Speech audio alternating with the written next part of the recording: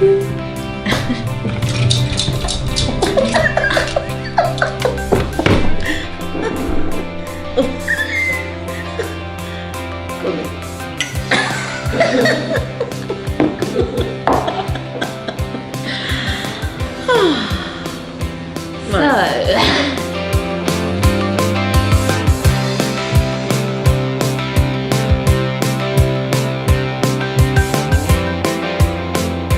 first met Hayley on a community arts project, and I think we just chatted together and about art and what she was doing, and it just seemed to snowball from there.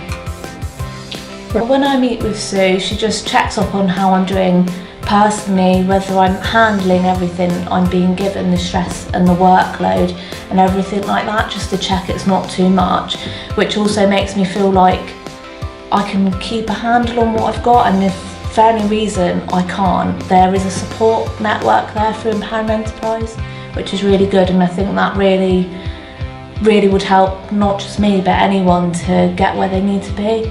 She really tries to make people grow, just like personally and business wise, which is really good. So I think she makes the perfect mentor.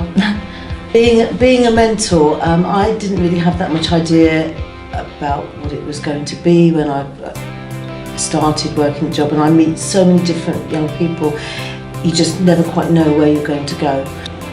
So last week the weather was same like We talk about everything. We talk about life, the universe, politics, human behaviour, and how can we deal with it, and how we don't have to deal with it, how to cope with it, isn't it? Really, because we've been speaking as well about because you just moved. You helped your boyfriend move, haven't you? So that's been quite interesting, talking about moving into a home and the trials and tribulations with all of that. What I've learned with mentoring Hayley is that to learn to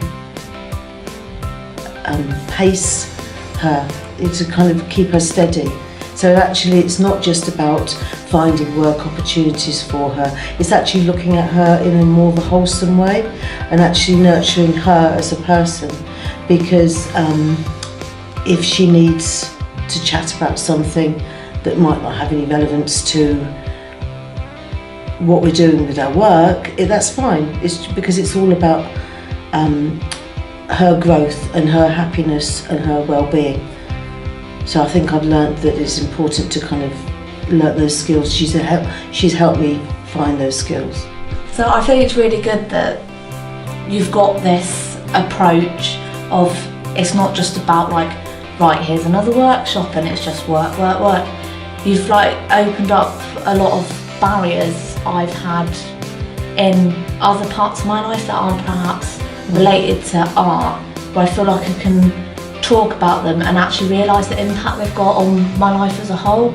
And I think if you can just take that confidence that, you know, by little snapshots of things like that, really will help you build your confidence all the time. Yeah. And when it comes to kind of like doing your own business and you're dealing with the public, it will just, you've got the skills.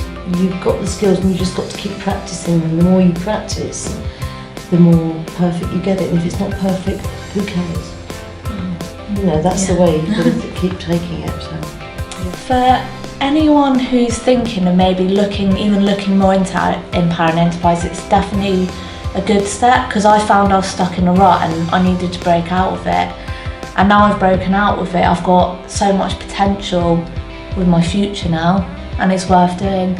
I think it's so important to work on yourself, and there's nothing wrong with getting help with that. English drama and art were my favourite subjects. No, you see, this is where I wanted to be on the... Maybe this is the connection maybe that we've got. Maybe we can both be film stars now. No, but I wanted to work on Blue Peter. And I wanted to do this. I used to write into fact, Blue I do Peter, this all the time. Like, and this is what I made earlier.